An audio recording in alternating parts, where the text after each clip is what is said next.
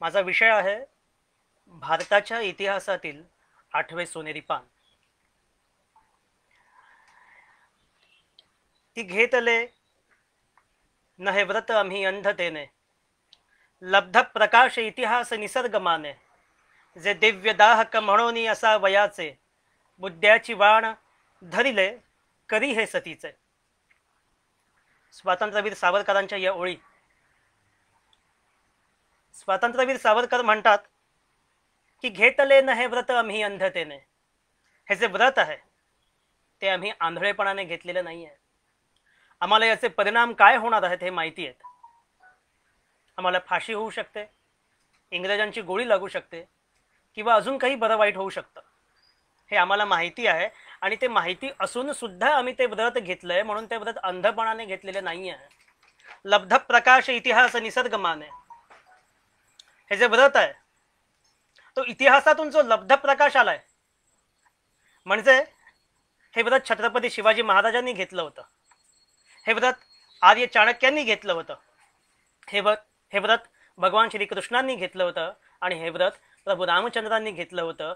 तेच व्रत आम्ही घेतलेलं आहे. म्हणून इतिहासातून जो काही प्रकाश आहे, ती जी काही परंपरा चालत आलेली आहे, त्या परंपरेला अनुसरून आम्ही हे व्रत घेतलंय आणि हा आमचा निसर्गदत्त अधिकार आहे.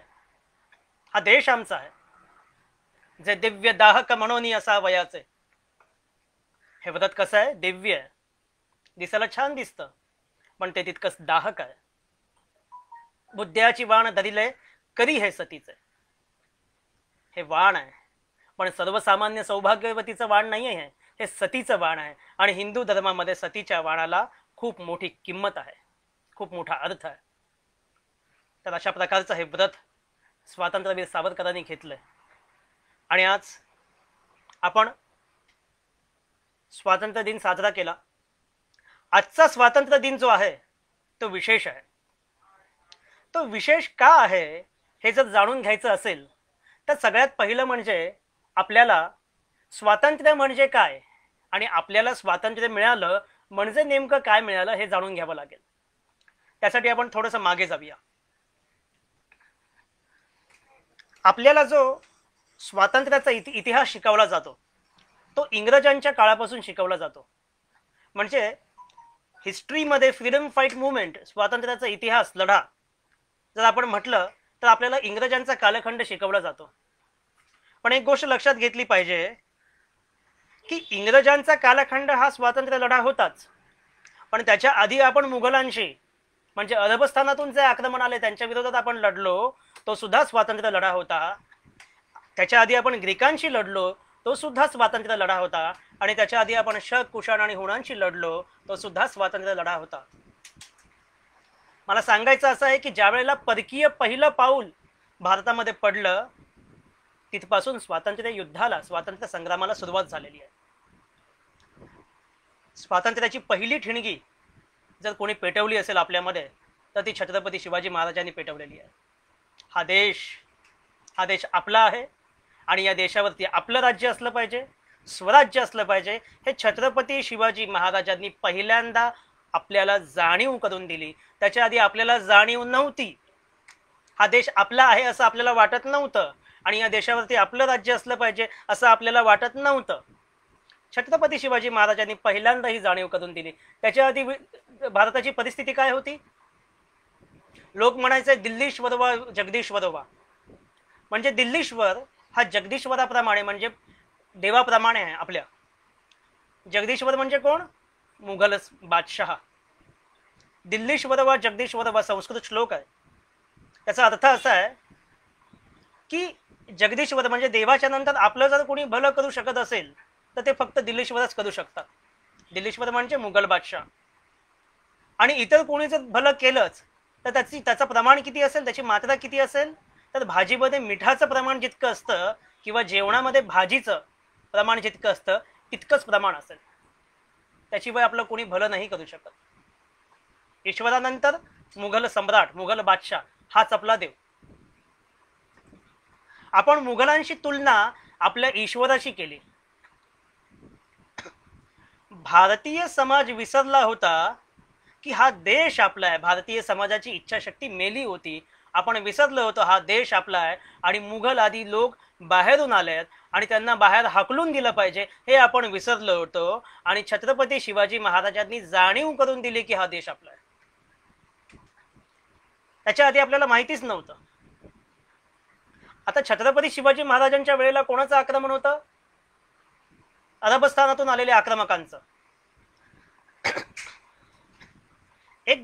अजून एक गोष्ट आपल्या लक्षात घेतली पाहिजे आपण, की अरबस्थानातून आलेलं आक्रमण आणि त्याच्या आधी जी आक्रमक होती, या दोन आक्रमकांमध्ये जमीन अस्मानाचं अंतर होता.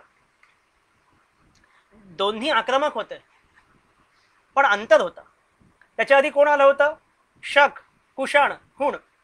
आज जर आपण पाहिलं, आपल्या अवतीभोवती पाहिलं, तर आपल्याला कळणार सुद्धा नाही कोण शक आहे, कोण कुषाण आणि कोण हुण आहे. कदाचित मी शक असेल आणि तुम्ही कुषाण असेल आणि अजून कोणीतरी हुण असेल, कळणार सुद्धा नाही. शेवटचा जो राजा होता शकांचा, ज्याला सातवाहन राजाने हरवलं, त्याचं नाव होतं रुद्रामण. हिंदू नाव आहे. त्याचं नाव होतं रुद्रामण आणि तो शंकराचा भक्त होता. ग्रीक राजा जो आहे मिनेंडर, जो भारताच्या उत्तर भारतापर्यंत पोहोचला होता, त्याने बुद्ध धम्म स्वीकारला आणि त्याचं नाव पडलं राजा मिलिंद. त्याने त्याचा आणि बुद्ध भिक्खूचा एक संवाद आहे, त्या संवादावरती एक ग्रंथ लिहिलाय. त्या ग्रंथाचं नाव आहे मिलिंद पन्ह. सांगायचं तात्पर्य असं आहे की हे जे शक होते, कुषाण होते, हुण होते, ग्रीक होते, हे सुद्धा आक्रमक होते, पण ते धार्मिक आक्रमक नव्हते. ते साम्राज्याची सीमा वाढवण्यासाठी आले होते. आणि त्यानंतर ते आपल्यामध्ये असे मिसळले की आपल्याला कळतच नाही की कोण कोण आहेत. आज ते सगळेच हिंदू झालेले आहेत. आपण सुद्धा त्यांना आपल्यामध्ये सामावून घेतलं, ते सुद्धा आपल्यामध्ये सामावून गेले. आपण कशा प्रकारे इतरांमध्ये सामावून जातो पहा. बटाट्याची भाजी आपण उपवासामध्ये वापरतो. उपवास आपलं धार्मिक कार्य आहे आणि बटाट्याची भाजी आपण उपवासामध्ये वापरतो. पण तो जो बटाटा आहे तो पोर्तुगलमधून आलेला आहे. हे आपलं मोठेपण आहे. पोर्तुगलमधून आलेला बटाटा आपण एका धार्मिक कार्यामध्ये वापरतो. हे हिंदूंचं वेगळेपण आहे, मोठेपण आहे. आणि म्हणून मी म्हटलं की अरबस्थानाच्या आधी जे आक्रमण आले होते ते धार्मिक आक्रमण नव्हते.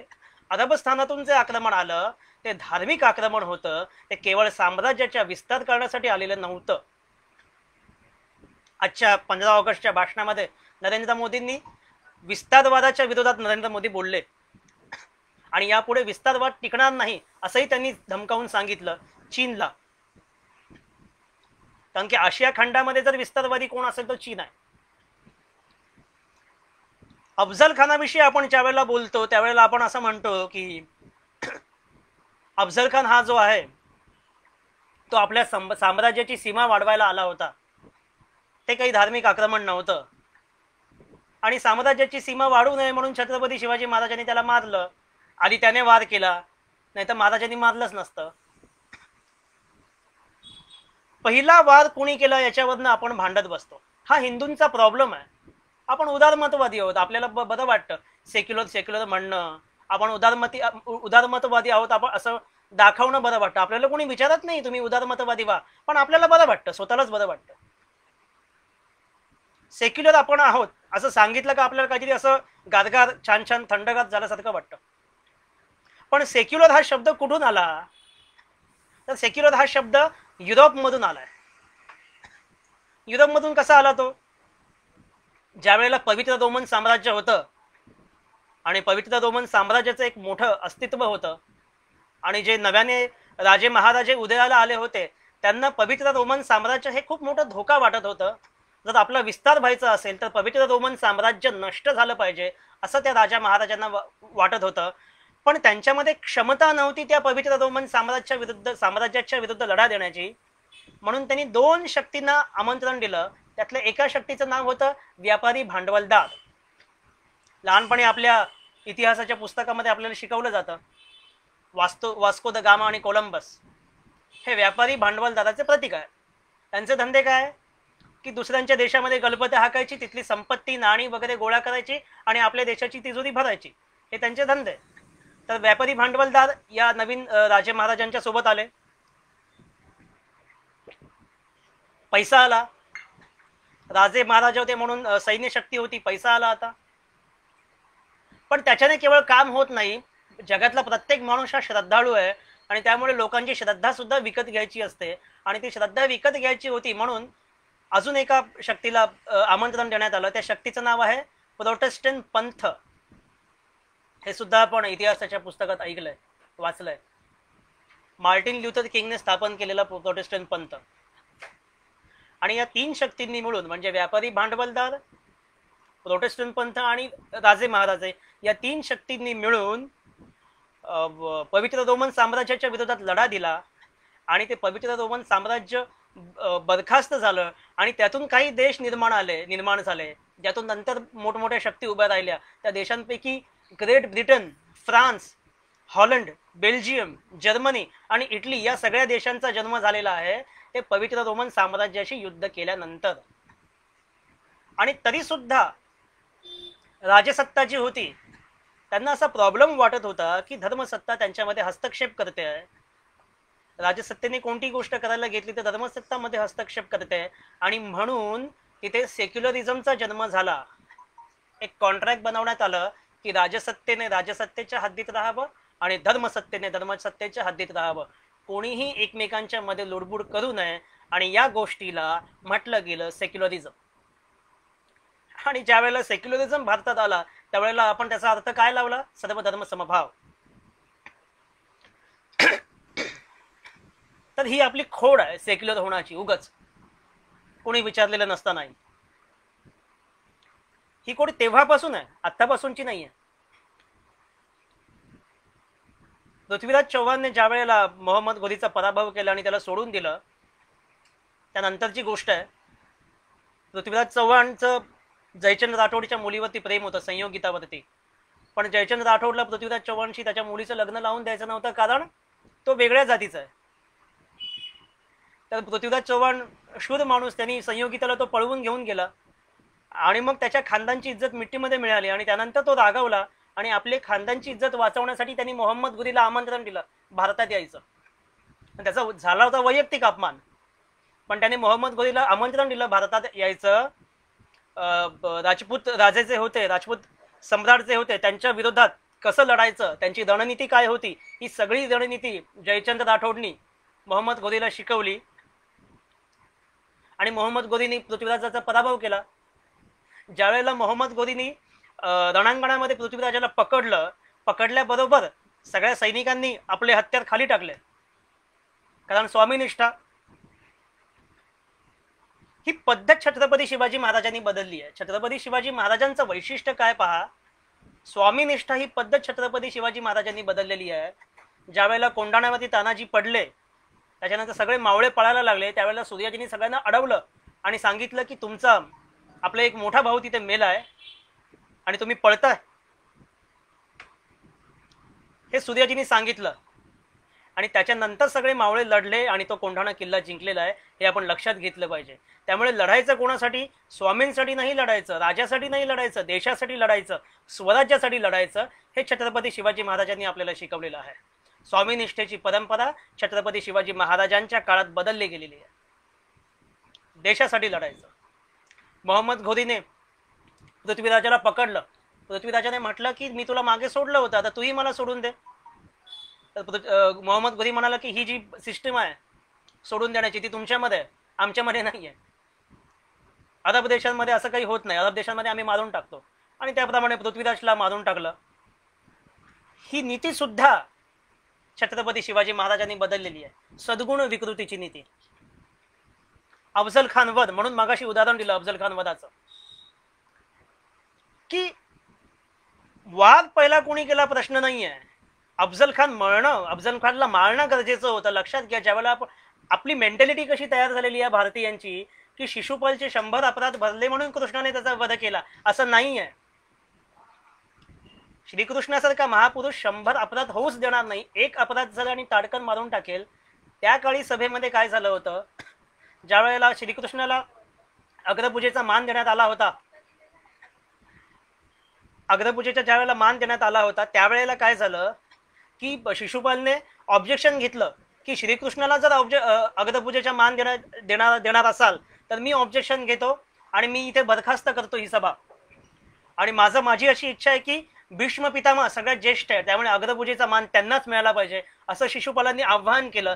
ते आव्हान केल्यावर भीष्म पितामह उभे राहिलेत आणि त्यांनी असं म्हटलं की कृष्णाला जर अग्रपूजेचा मान दिला तर मला काही प्रॉब्लेम नाहीये. आणि तरी सुद्धा शिशुपालने श्रीकृष्णाला आव्हान केलं की जर कृष्णाने अग्रपूजेचा मान केला तर त्यांनी माझ्याशी युद्ध करावं. असं म्हटल्याबरोबर कृष्णाने 2-3 गोष्ट बारकाईने पाहिल्या की आपल्यासोबत भीष्म पितामह आहेत आणि दुसरी गोष्ट म्हणजे हा युद्धाचं आमंत्रण देतोय. असं आमंत्रण दिल्या दिल्या श्रीकृष्णाने सुदर्शन चक्र काढलं आणि त्याला मारून टाकलंय, त्याचं मुंडकं उडवलंय. हा श्रीकृष्ण आहे, हे आपण लक्षात घेतलं पाहिजे. 100 अपराध माफ केलेले नाही आहेत, संधीची वाट पाहिलेली आहे. 100 अपराधाची वाट पाहिलेली नाही आहे. संधी केव्हा मिळते? शिशुपालला आधीच मारायचं होतं पण संधी मिळत नव्हती. आता सगळ्यांसमोर संधी मिळाली आणि भीष्म पितामहांचा अभरत हस्त डोक्यावरती पडला आणि त्यामुळे पटकन श्रीकृष्णाने तडकाफडकी शिशुपालचा वध केलाय. शिवनीती ही कृष्ण नीती आहे आणि मोदी नीती ही शिवनीती आहे. ज्या वेळेला कसाब आला होता, आपण मनमोहन सिंगांची आणि नरेंद्र मोदींची तुलना करतो आणि असं म्हणतो की मोदींपेक्षा जास्त शिकलेत मनमोहनजी, मोदींपेक्षा त्यांना जास्त कळतं. अर्थात त्यांचं जे शिक्षण आहे ते शिक्षण, त्या शिक्षणाचा आपण आदरच केला पाहिजे.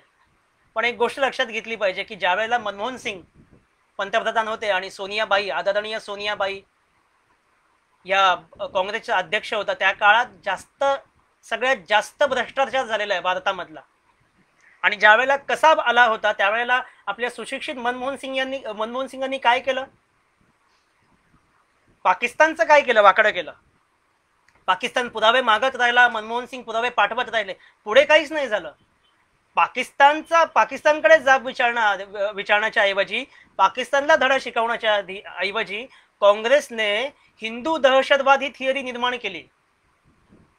म्हणजे ज्यांच्यामुळे हा भारत देश एकसंध आहे, ज्यांच्यामुळे भारतामध्ये शांतता प्रस्थापित झालेली आहे, त्यांनाच दहशतवादी बनवण्याचं कारस्थान काँग्रेसने केलं. मग शिक्षणाचं काय करायचं? त्या तुकाराम ओंबळेंनी जर कसाबला पकडलं नसतं तर हिंदू दहशतवादाची थिअरी सिद्ध झाली असती. तुकाराम ओंबळे, तानाजी मालुसरेंसारखे धावून आलेत. गड आला पण सिंह गेला. त्या सिंह गेल्यामुळे गड आला, म्हणजे हिंदू वाचले. मनमोहन सिंगांनी काही नाही केलं. पण या नव्या भारताने काय केलं? छत्रपती शिवाजी महाराजांच्या मार्गाने चालणाऱ्या भारताने काय केलं तर सर्जिकल स्ट्राईक केले, एअर स्ट्राईक केली. काही नालायक लोकांनी सैनिकांकडे पुरावे मागितले पण आपण करून दाखवलं. हा बदललेला भारत आहे मित्रांनो. हे भारताचं 8वं सोनेरी पान आहे. 370 वरती गिरीश कुबेरांसारखे कितीतरी मोठे मोठे लोक प्रवचन देत होते की नाही शक्य आहे, काश्मीरी जनतेला विश्वासात घ्यावं लागेल. पण छत्रपती शिवाजी महाराजांची रग जर अंगात असेल तर काहीही अशक्य नाही. हे नव्या नेतृत्वाने करून दाखवलं आहे. हे 8व्या सोनेरी पानानं करून दाखवलेलं आहे. राजकीय सूड घेण्याची परंपरा आपण विसरलो होतो इतक्या काळामध्ये. ती परंपरा छत्रपती शिवाजी महाराजांनी आपल्याला शिकवली होती, ती आपण विसरलो. अफजल खान वध हा राष्ट्रीय सूड आहे, राजकीय सूड आहे. संगीत उत्तर क्रिया हे नाटक आहे स्वातंत्र्यवीर सावरकरांचं. ते संबंध नाटक जे आहे ते पानिपत मध्ये झालेला जो अपमान होता त्याचा सूड घेण्याविषयी ते नाटक आहे. त्या भोवती गुंफलं गेलंय. तो राष्ट्रीय सूड छत्रपती शिवाजी महाराजांनी घेतलेला आहे. ज्या वेळेला अफजल खानचा वध करायचा होता त्यावेळेला छत्रपती शिवाजी महाराज जिजाऊंना भेटायला गेलेत आणि जिजाऊंनी आशीर्वाद दिलाय, संभाजीचा प्रतिशोध घे. संभाजी म्हणजे छत्रपती शिवाजी महाराजांचे मोठे बंधू, ज्याला अफजल खानाने फसवून मारलं होतं. संभाजीचा सूड तर घ्यायचाच होता पण स्वराज्याचं जे नुकसान केलं होतं या अरबी आक्रमकांनी त्याचाही सूड घेतलाय. हा राष्ट्रीय सूड आहे. सर्जिकल स्ट्राईक आणि एअर स्ट्राईक हा राष्ट्रीय सूड आहे. ही छत्रपती शिवाजी महाराजांची परंपरा आहे. एक 16 वर्षांचा मुलगा, आज आपण छत्रपती शिवाजी महाराज असं म्हणतो पण त्या काळी तर एक 16 वर्षांचा मुलगा, त्या 16 वर्षांच्या मुलानं आपल्याला पहिल्यांदा स्वप्न दाखवलं की आपण स्वराज्य निर्माण केलं पाहिजे, स्वातंत्र्य निर्माण केलं पाहिजे. त्याच्या आधी आपल्याला माहिती नव्हतं. आपण छत्रपती शिवाजी महाराजांचा इतिहास सांगतो, अनेक लोक सांगतात, त्यांचं युद्धनीती सांगतात, त्यांचं सैनिकी धोरण सांगतात, सगळं काही सांगतात. पण एक गोष्ट लक्षात घेतली पाहिजे, छत्रपती शिवाजी महाराजांमध्ये जितके गुण आहेत असे काही गुण अनेक राजांमध्ये होते. त्याच्यापैकी काही कमी असतील, जास्त असतील. पण छत्रपती शिवाजी महाराजांचं वेगळेपण काय, की भारतातला पहिला क्रांतिकारक ज्यांनी सांगितलं, ज्यावेळेला देश रसातळाला गेला होता त्यावेळेला भारतातला पहिला क्रांतिकारक ज्यांनी सांगितलं की हा देश आपला आहे, या देशावरती आपलं राज्य असलं पाहिजे, स्वराज्य असलं पाहिजे, आपल्याला स्वातंत्र्य निर्माण केलं पाहिजे, स्वातंत्र्य मिळवलं पाहिजे. आज जे आपण स्वतंत्र आहोत ते छत्रपती शिवाजी महाराजांमुळे आहोत. आज जो आपण स्वातंत्र्य दिन साजरा करत आहोत तो छत्रपती शिवाजी महाराजांमुळे करत आहोत. स्वातंत्र्याची भावना, ठिणगी छत्रपती शिवाजी महाराजांनी पेटवली. शिवाजी महाराजांच्या आधी आपल्या संतांनी सांस्कृतिक प्रतिकार केलेला आहे. अल्लाउद्दीन खिलजीची स्वारी आली महाराष्ट्रावरती, देवगिरीचं साम्राज्य पडलं, राजा रामदेवाने आपली मुलगी खिलजीला देऊन टाकली आणि ती पत्नी म्हणून देऊन टाकली, ती मुसलमान झाली. त्याच्या काही वर्षानंतर त्या काळाच्या दरम्यान ज्ञानेश्वर महाराज विश्वाच्या ईश्वराकडे पसायदान मागत होते. जे खळांची व्यंकटी सांडवता या सत्कर्मी रती वाढो. ज्ञानेश्वर महाराजांनी सांस्कृतिक चळवळ निर्माण केली छत्रपती शिवाजी महाराजांच्या आधी. ज्ञानेश्वर महाराजांनी दोन सगळ्यात मोठी क्रांती केली. एक क्रांती म्हणजे ज्ञानेश्वर भगवद्गीता मराठीमध्ये आणली, ज्ञानेश्वरी लिहिली. त्याच्यामुळे झालं काय की प्रत्येक माणूस गीतामय झाला, प्रत्येक माणूस गीतामय झाला, प्रत्येक माणसाला गीता कळली आणि गीता कळल्यामुळे कर्तव्य कळलं. जी अर्जुनाची अवस्था झाली होती प्रत्येक हिंदूंची, प्रत्येक भारतीयाची, ती कळली, ती नाहीशी झाली. आणि दुसरी क्रांती केली ती म्हणजे भागवत धर्माचा प्रचार केला. भक्ती संप्रदाय आदी शंकराचार्यांनी दक्षिण भारतामध्ये स्थापन केला होता आणि नाथ संप्रदाय जो उत्तर भारतातून महाराष्ट्रात आला होता. निवृत्ती महाराजांनी नाथ संप्रदायाची दीक्षा घेतली होती आणि ज्ञानदेवांनी निवृत्ती महाराजांकडून दीक्षा घेतली होती. तर या दोन म्हणजे भक्ती संप्रदाय दक्षिणेकडून आलेल्या आणि उत्तरेकडून आलेल्या नाथ संप्रदायाची सांगड ज्ञानेश्वर माऊलींनी घातली आणि एक नवा अमृतानुभव लोकांना दिला. नामदेव महाराज पंजाब पर्यंत जाऊन पोहोचलेले आहेत. शिखांच्या गुरु ग्रंथ साहेब मध्ये नामदेव महाराजांचे ओवे आढळतात. तिकडे नामदेव महाराजांचा फोटो सुद्धा उपलब्ध आहे. पण आपले जे नामदेव महाराज आहेत शेंडी जानवेवाले तसे नाही आहेत. तिकडचे नामदेव महाराज जर म्हणाल बघाल तर ते रुबाबदार आहेत, घोड्यावरती बसलेत, त्यांचा जो कॉस्ट्युम आहे शिखांचा आणि पगडी डोक्यावरती आणि तलवार आहे हातामध्ये, असा छान रुबाबदार असा फोटो आहे त्यांचा. तर या सगळ्या, तर ही सांस्कृतिक चळवळ होती. हे जे अरबी आक्रमण होतं त्या अरबी आक्रमणाच्या विरुद्धात, म्हणजे जे धार्मिक आक्रमण होतं ते धार्मिक आक्रमणाच्या विरुद्धात सांस्कृतिक प्रतिकार होता आणि त्या सांस्कृतिक प्रतिकारामुळे छत्रपती शिवाजी महाराजांचा जन्म झाला. आपल्या संतांनी होल्ड करून ठेवलं होतं सांस्कृतिक प्रतिकाराने. पण एक गोष्ट लक्षात घ्या, धार्मिक असणं म्हणजे राष्ट्रवादी असणं नव्हे. आपल्याकडे काहीतरी एक वेगळी समजूत आहे की माणूस जर धार्मिक असेल, तो देवाची पूजा करत असेल तर तो राष्ट्रवादी असं म्हणण्याचा प्रघात आहे. असं नाही आहे. आपल्याला जे भगवा आतंकवाद म्हणत होते ते का देवाला मानत नाही का? ते देवळात जात नाही का? जातात ना. मिर्झा राजे जयसिंग हे एक उत्तम उदाहरण आहे. मिर्झा राजे जयसिंग कितीतरी तास देवासमोर बसून प्रार्थना करायचे, उपासना करायचे देवाचे. त्यांनी लक्षचंडीचा यज्ञ केला होता. कशासाठी केला होता? छत्रपती शिवाजी महाराजांना हरवण्यासाठी आणि औरंगजेब जिंकावा म्हणून. तो धार्मिकच होता ना. पण त्याला विजय कोणाचा हवा होता? औरंगजेबाचा. आणि पराभव कोणाचा? छत्रपती शिवाजी महाराजांचा. म्हणून धार्मिक असणं म्हणजे राष्ट्रवादी असणं नव्हे. इंग्रजांच्या काळात कितीतरी सनातनी लोक होते, त्यांना इंग्रजांचं साम्राज्य चांगलं वाटायचं. आणि ही मिर्झा राजांची परंपरा आहे ती आजच्या काळात सुद्धा सुरू आहे. आणि आजचे जे सेक्युलर्स आहेत ते मिर्झा राजांची औलाद आहेत. कारण आपल्याला छत्रपती शिवाजी महाराज कळले नाही. अटल बिहारी वाजपेयींच्या काळामध्ये ज्या वेळेला मुशर्रफ भारतात आले होते, भारत आणि पाकिस्तान याविषयी चर्चा करायला, त्यावेळेला अशी एक पद्धत असते की राष्ट्रपतींना भेटायचं असतं. आर नारायणन हे राष्ट्रपती होते आपले.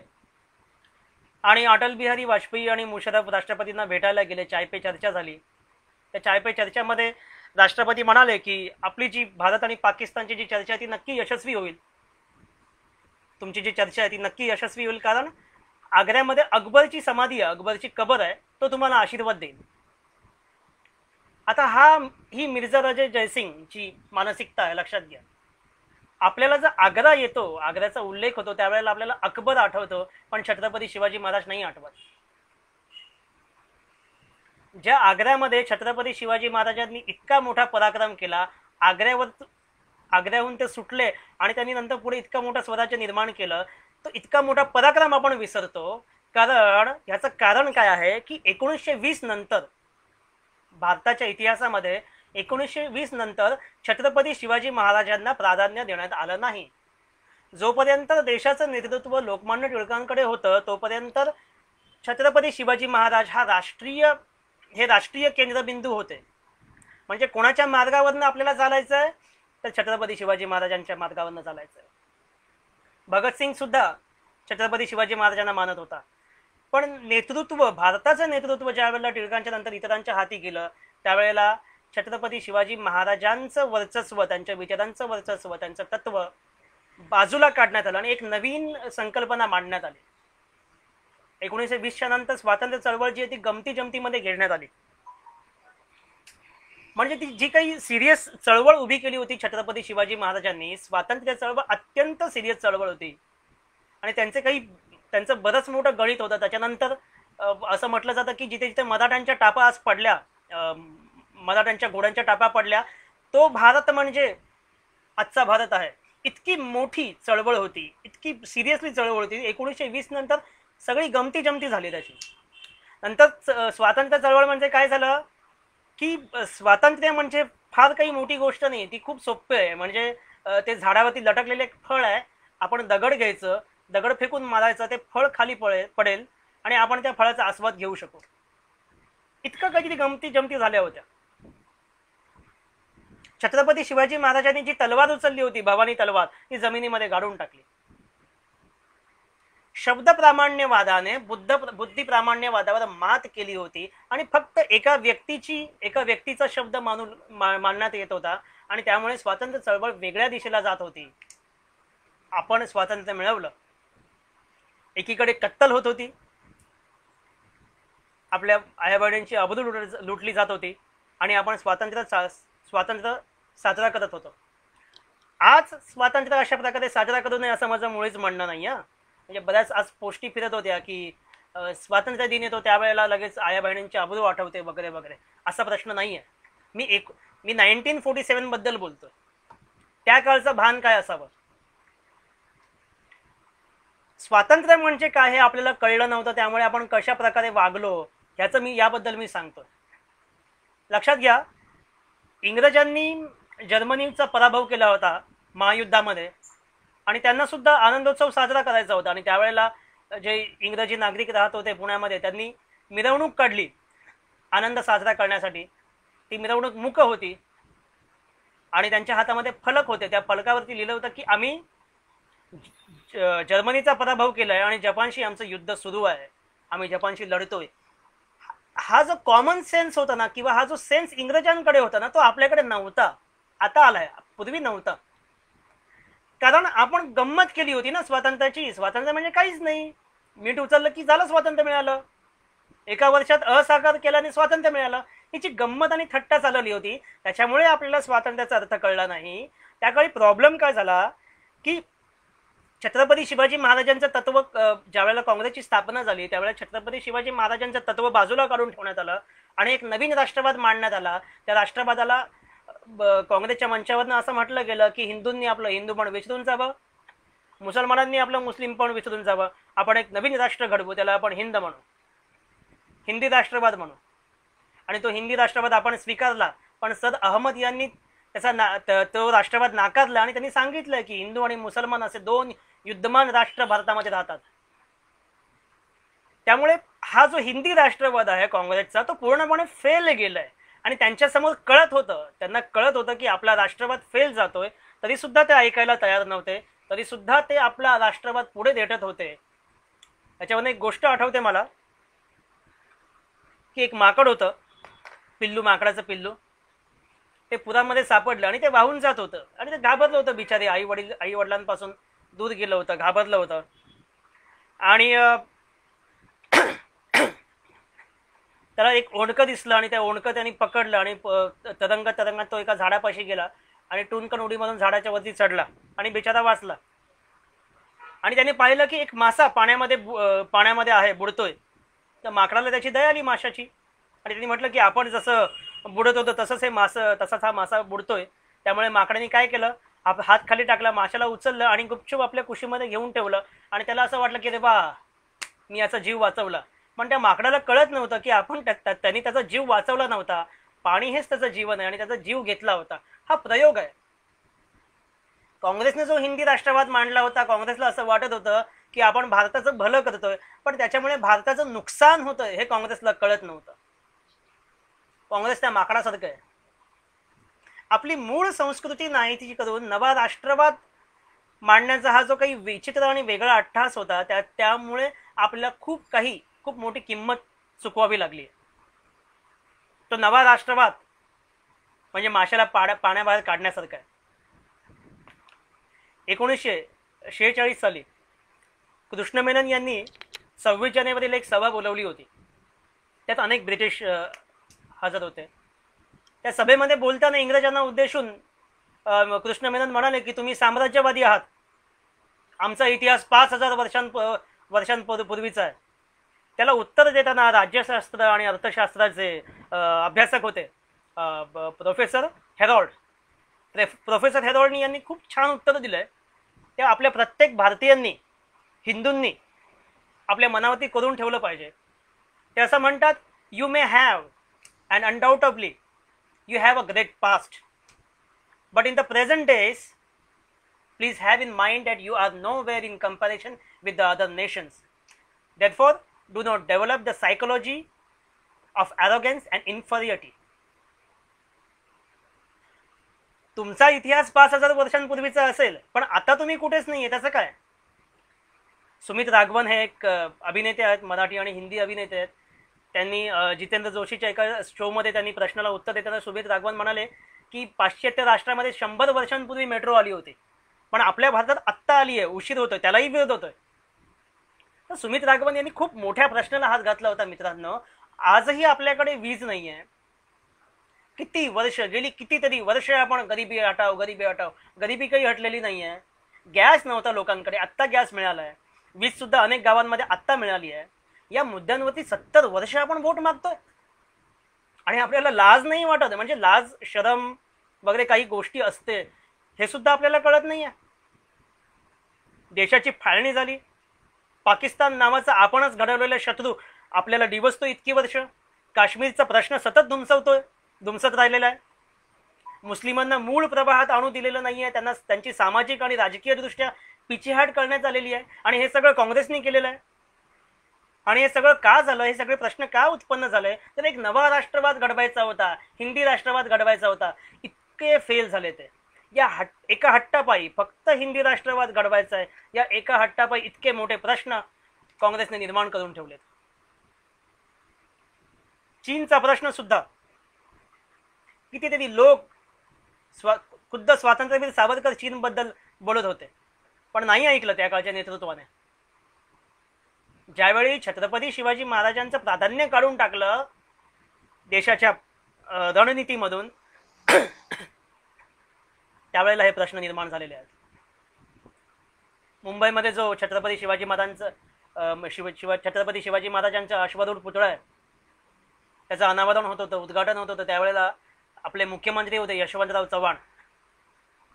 त्यावेळेला त्यांनी एक भाषण केलं आणि त्या भाषणाच्या वेळेला ते म्हणाले की जर छत्रपती शिवाजी महाराज नसते तर पाकिस्तानच्या सीमा आपल्या उंबरठ्यापर्यंत येऊन पोचल्या असत्या, आपल्या दारापर्यंत त्यांच्या सीमा आल्या असत्या. म्हणजे प्रत्येक माणूस, म्हणजे पूर्ण देश पाकिस्तान झाला असता. आणि इतकं माहिती असून सुद्धा, म्हणजे हे यशवंतराव चव्हाण म्हणतायत, काँग्रेसचे एक ज्येष्ठ नेते, केंद्रामध्ये त्यांनी नेतृत्व केलेलं आहे, महाराष्ट्राचं नेतृत्व केलेलं आहे. इतके मोठे नेते म्हणतायत आणि तरीसुद्धा जाणून बुजून 1920 नंतर छत्रपती शिवाजी महाराजांचं प्राधान्य काढून टाकण्यात आलं, कारण एक नवीन राष्ट्रवाद घडवायचा होता, काहीतरी वेगळी गंमत खेळायची होती. पण आज ती परिस्थिती बदललेली आहे. आज छत्रपती शिवाजी महाराजांच्या मार्गाने चालणारे लोक आपल्याला भेटलेले आहेत. ट्रिपल तलाक काही वर्षांपूर्वी, जर 10 वर्षांपूर्वी जर तुम्ही म्हटलं असतं, 10 16 5-6 वर्षांपूर्वी जरी तुम्ही म्हटलं असतं की ट्रिपल तलाक रद्द होऊ शकतं का, तर आपण म्हणालो असतो की नाही, हे अशक्य आहे.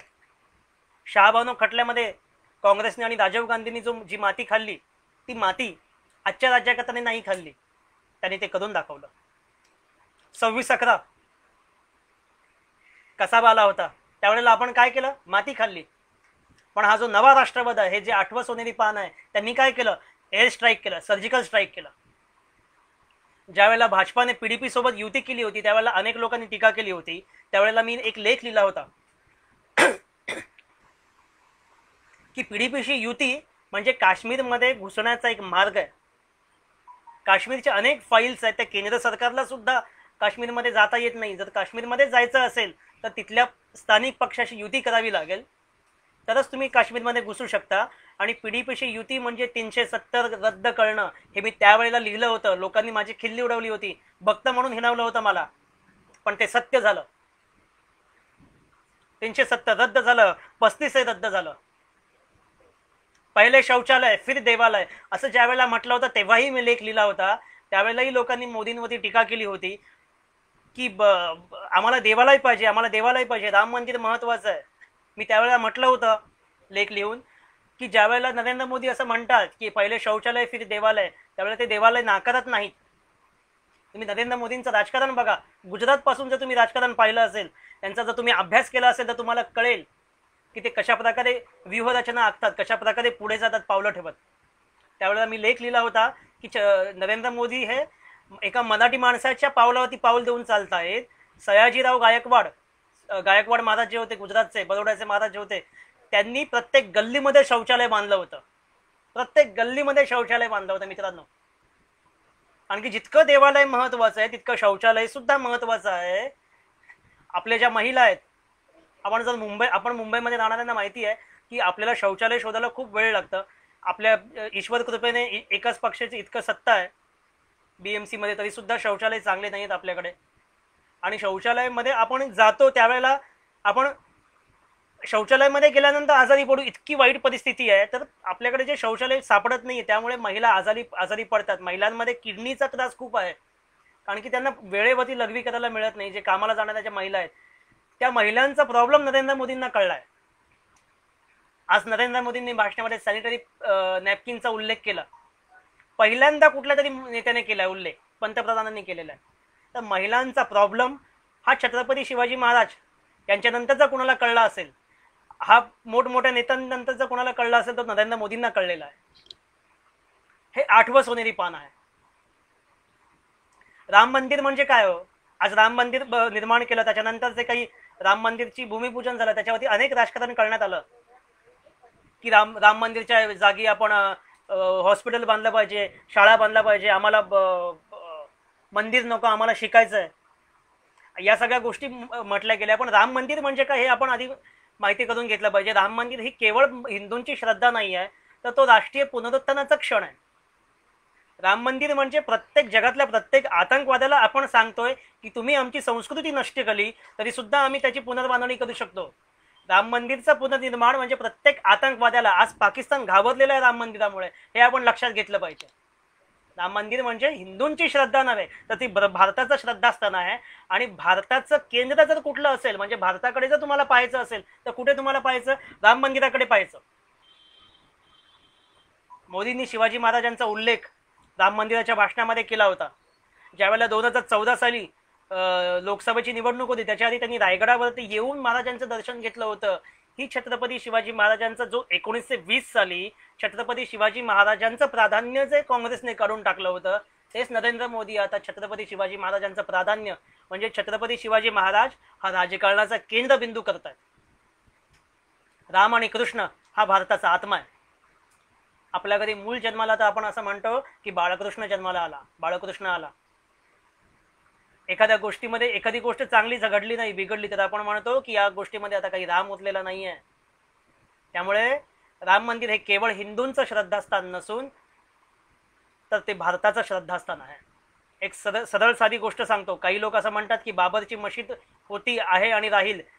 एक सरळ साधी एका वाक्यामध्ये सांगतो की राम, बाबर म्हणजे पाकिस्तान आणि राम म्हणजे हिंदुस्तान. आणि ज्यांना बाबर हवाय त्यांच्या राष्ट्रीयत्वावरती, त्यांच्या देशप्रेमावरती संशय घ्यायला प्रत्येक भारतीयाला अधिकार आहे. बाबर म्हणजे पाकिस्तान आणि राम म्हणजे हिंदुस्तान. सरळ साध्या सोप्या शब्दामध्ये. हिंदू असतील, मुसलमान असतील, ख्रिस्ती असतील, आपण सगळे मिळून हे हिंदू राष्ट्र आहे. आपण सगळे मिळून हिंदू आहोत, आपण सगळे मिळून भारतीय आहोत. हा समाज आपल्या सगळ्यांचा मिळून झालेला आहे. मित्रांनो, एक गोष्ट आठवते इथे की ब्रह्मदेवाने आपल्या मुलांना जेवायला बोलवलं होतं. आणि ब्रह्मदेवाने जेवायला बोलवलं तेव्हा 3 गट होते मुलांचे. आणि त्यांनी एक अट टाकली होती की हात जो असा आहे तो असा फोल्ड करून जेवायचा नाही. हात सरळ ठेवायचा आणि जेवायचं. हात फोल्ड नाही करायचा, बाकी कसंही जेवा. त्यावेळेला काही लोक जे होते ते भडकले. काही मुलं होते ते म्हणाले की असं कसं होईल, आम्हाला हे चालणार नाही. तर त्यांनी स्ट्राईक केली की हमें चाहिए आज़ादी, खाने से आज़ादी वगैरे वगैरे, आझादी मागायला हे केले. आणि ब्रह्मदेवाने शाप दिला आणि आतापर्यंत ते आझादी मागतायत. दुसरा गट जो होता मुलांचा, त्यांनी असं केलं की कुत्री मांजरी कशी जेवतात तसं तोंड लावून ते जेवले.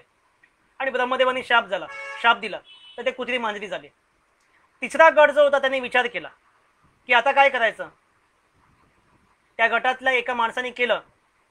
एक माणूस होता, हिंदू असेल, कोणी भारतीय असेल, त्यांनी आपला हात स्ट्रेट ठेवला आणि दुसऱ्याच्या तोंडामध्ये घास भरवला.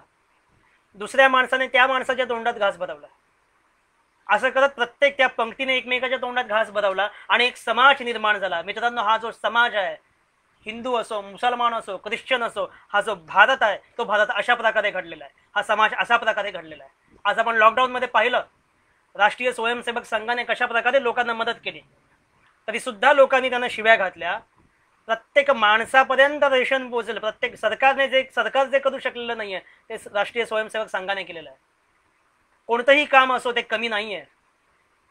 राजसूय यज्ञाच्या वेळेला ज्या वेळेला कृष्णाला विचारलं की प्रत्येकाला जबाबदारी दिली होती की तू काय जबाबदारी घेशील, तू काय जबाबदारी घेशील. कृष्णाला विचारलं की तू काय जबाबदारी घेशील, तेव्हा कृष्णाने म्हटलं की पाहुणे येतील ना त्यांचा पाय धुण्याचं काम मी करेन. कृष्ण, भगवान श्रीकृष्ण, योगेश्वर श्रीकृष्ण काय म्हणतात, पाय धुण्याचं काम करेन. कृष्ण ज्या वेळेला सारथी होता अर्जुनाचा, आपल्याला फक्त एवढंच माहिती आहे, वा कृष्ण सारथी होता, त्याने गीता सांगितली. पण सारथी होणं हे काही उच्च पदाचं नव्हतं त्या काळी.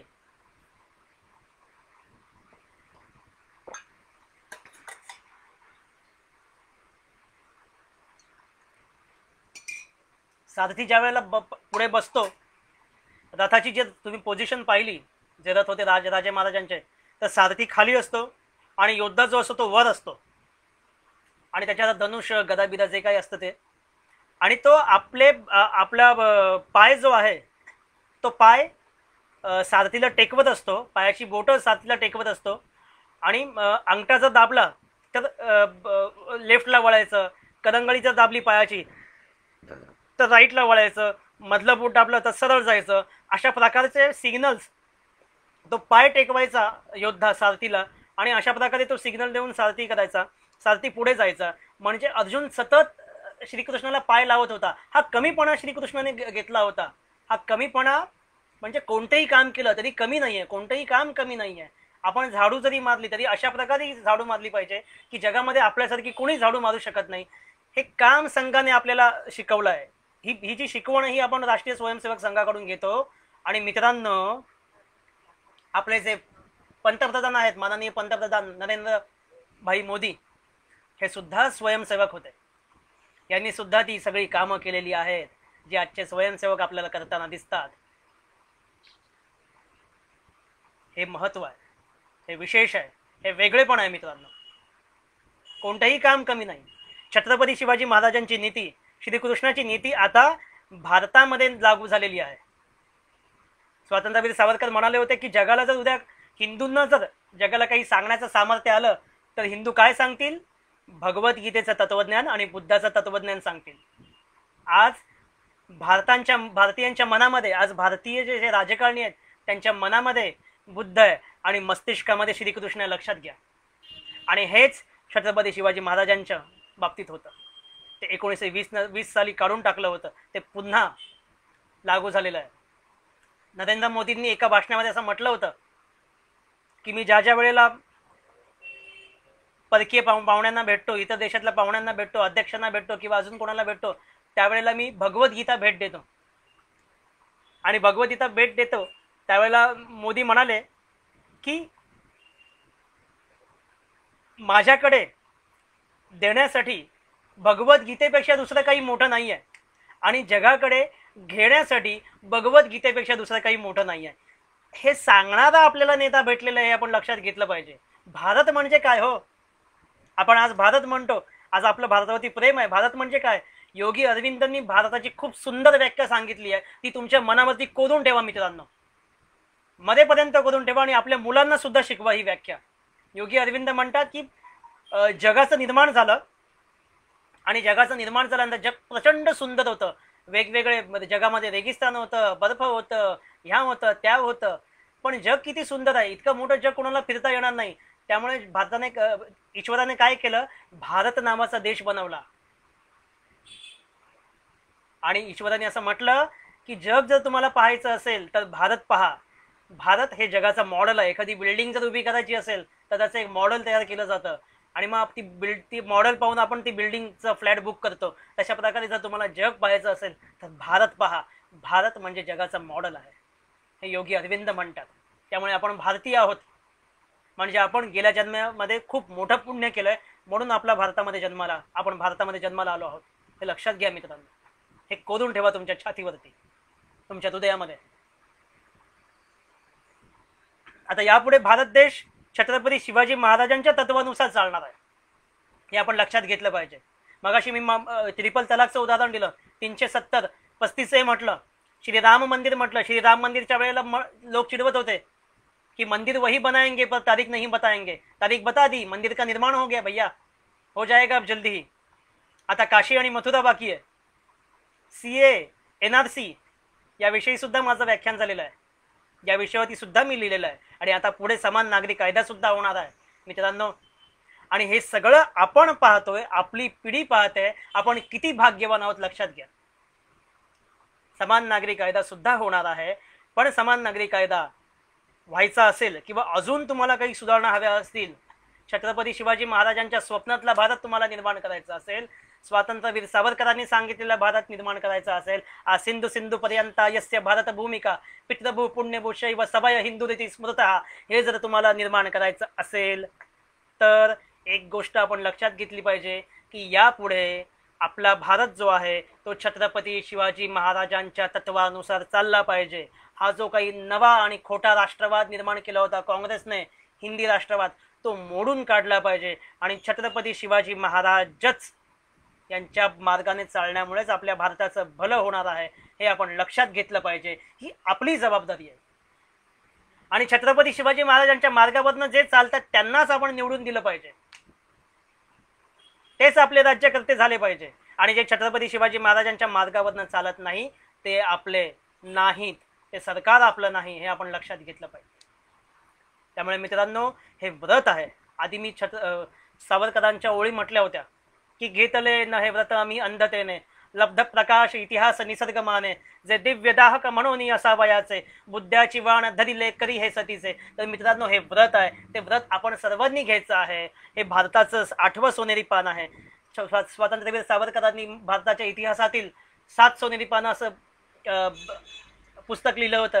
आज जर सावरकर असते तर त्यांनी नक्कीच हा जो काही बदल होतोय तो बदल पाहून नक्कीच म्हटलं असतं की हे भारताचं 8वं सोनेरी पान आहे. आणि मित्रांनो, हे 8वं सोनेरी पान पाहण्यासाठी आपण जिवंत आहोत, एक आपलं खूप मोठं भाग्य आहे. यापुढे आपली खूप मोठी जबाबदारी आहे.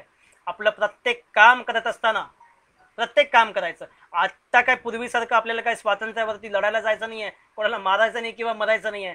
आपल्याला प्रत्येक काम, आपला व्यवसाय सांभाळायचा आहे. आपण जास्तीत जास्त व्यक्तिशहरित्या किती प्रगत होऊ हे आपल्याला पाहायचं आहे. आणि पण ते करत असताना म्हणजे मी जर लेखक असेल तर मी लिहित असताना मी असा विचार केला पाहिजे की मी राष्ट्रासाठी लिहितोय. मी जर व्यावसायिक असेल तर व्यवसाय करत असताना मी माझ्या राष्ट्रासाठी व्यवसाय करतोय. मी जर झाडू मारत असेल तर झाडू मारत असताना मी माझ्या राष्ट्रासाठी झाडू मारतोय. मी जर स्वच्छता कर्मचारी असेल तर स्वच्छ करताना मी माझ्या राष्ट्रासाठी स्वच्छ करतोय, स्वच्छता कर्मचारी आहे हे आपण लक्षात घेतलं पाहिजे. मी जर इंजिनियर असेल तर मी माझ्या देशासाठी इंजिनियर झालोय हे जर आपण लक्षात घेतलं तर आपल्याला दुसरं काही करण्याची गरज लागणार नाही. आपली प्रत्येक काम ही देवासाठी एक प्रदक्षिणा असेल, राष्ट्रासाठी एक प्रदक्षिणा असेल. मित्रांनो, एवढं बोलून मी थांबतो. जय हिंद, वंदे मातरम. तुम्ही नक्की कमेंट्स करा. मी आता थांबलेलो आहे. तुमचे काही प्रश्न असतील ते विचारा, मी नंतर तुम्हाला उत्तर देण्याचा नक्की प्रयत्न करेन. थँक्यू, धन्यवाद.